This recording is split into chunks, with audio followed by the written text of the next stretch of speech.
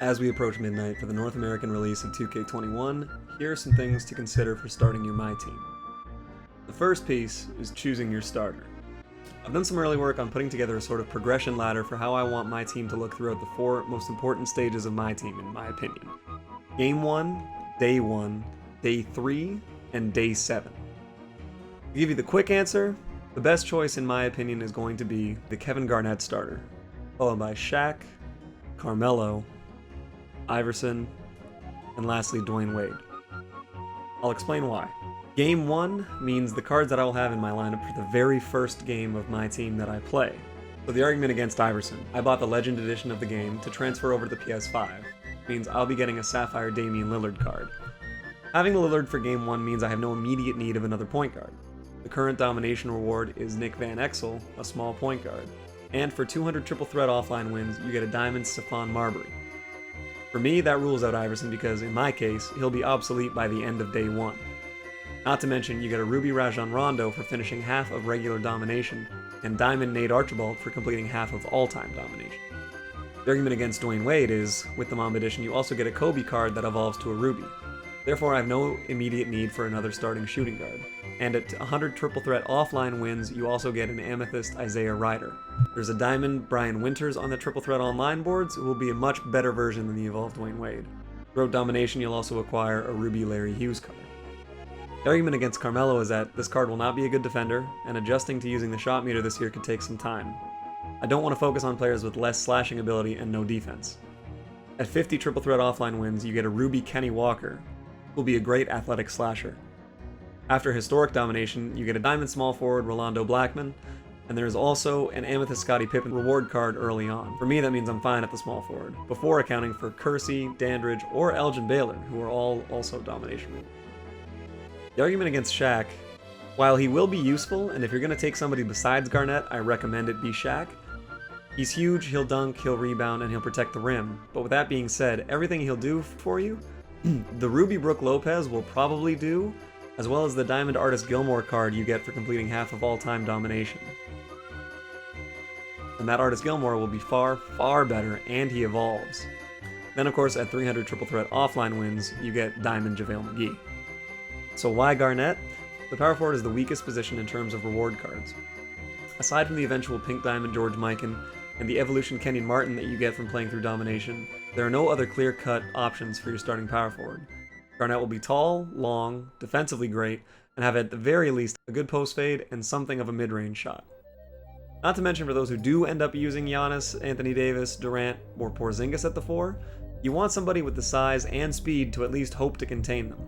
From what I've learned over the past 24 hours, Garnett seems like the safest choice. At this point you might be saying, okay fine, but that still means you need to win 33 games of regular domination, over 100 games of triple threat offline, and who knows how many games of triple threat online. What cards will you use to win all these games? That part's pretty simple. As I said, I got the Mamba Forever edition of current gen 2K21. After that, I'll be spending no money on NBA 2K this year.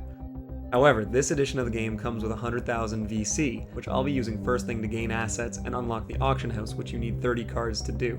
Any card that I may luckily get that has value, big name players such as Giannis, LeBron, Anthony Davis, Kevin Durant, and Luka, etc., I'll immediately be selling. I want to build up a good MT foundation that I can play the auction house with going forward. That said, I still want a serviceable team, because this year the 3-star domination games are on Hall of Fame difficulty, and of course on Day 1 we ideally don't have all the tricks to beat the AI with Emerald cards just yet. My plan is, before I play any games, have the auction house unlocked, and have a collection of useful but unremarkable cards that a lot of casual fans or Hall of Fame credit card warriors would ignore. Something important to remember is that you will not have your dream lineup on launch day, regardless of how much VC you buy. What I like to do to have the most serviceable lineup at the early stages of my team is to focus on a key attribute for each position, and acquire or assign my starters accordingly. A basic rule of thumb I would suggest is to focus and filter playmaking for your point guard, outside scoring for your shooting guard, athleticism for your small forward, defense for your power forward, and either rebounding or inside scoring for your center, depending on how you like to play. Note that there are some exceptions to this, but it's a basic guideline to follow in making your early team. For point guards, you'll start with Lillard, but after that you want somebody with a bit of size and a little bit of playmaking. I recommend somebody like Ricky Rubio, Malcolm Brogdon, or Spencer Dinwiddie.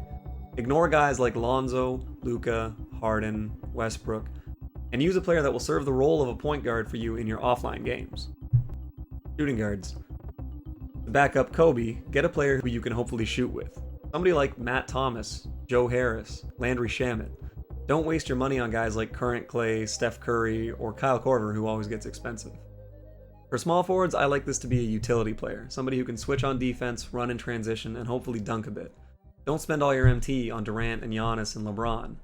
Get guys like Rondae Hollis-Jefferson, Cam Reddish, or get another shooter in a guy like Duncan Robinson or Kevin Huerter. For power forwards, you get a Sapphire Zion, but you can kind of use the same philosophy as small forwards here. Get somebody who serves a purpose your other players don't necessarily fill. Instead of dropping tons on Anthony Davis or Porzingis, get Zach Collins or Brandon Clark. And lastly with centers, don't worry about getting Karl Anthony Towns, Embiid, or Jokic. Somebody like Yusuf Nurkic would be okay, but he might be pricey. Same goes with Andre Drummond, who early game is usually the best rebounder available. Go after fast rebounding bigs like Rashawn Holmes, Willie Cauley-Stein, or maybe somebody like Jarrett Allen. So for example, here's what my lineup will be on day one. Starting point guard, Damian Lillard. Starting shooting guard, Kobe Bryant. Starting small forward, Duncan Robinson. Power forward, Zach Collins. Rashawn Holmes at center.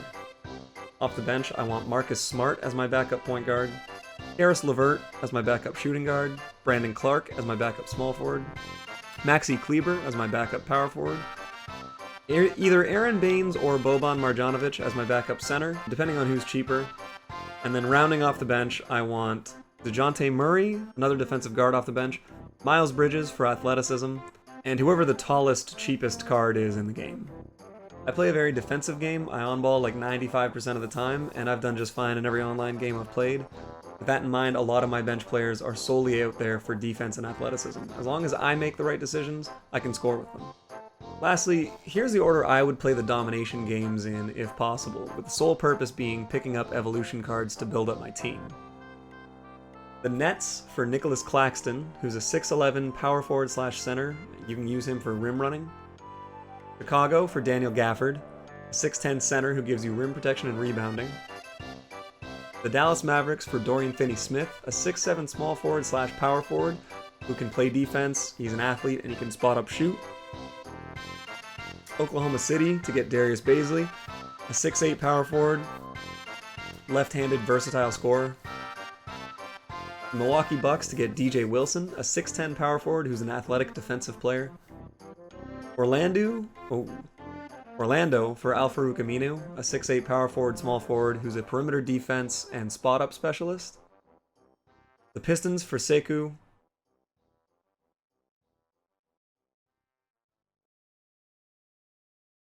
He's a 6'8 small forward who can switch and he's athletic.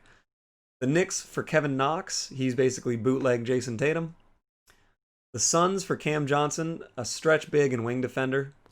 And the Pelicans for Nico Melli, who's a 6'9 stretch power forward center.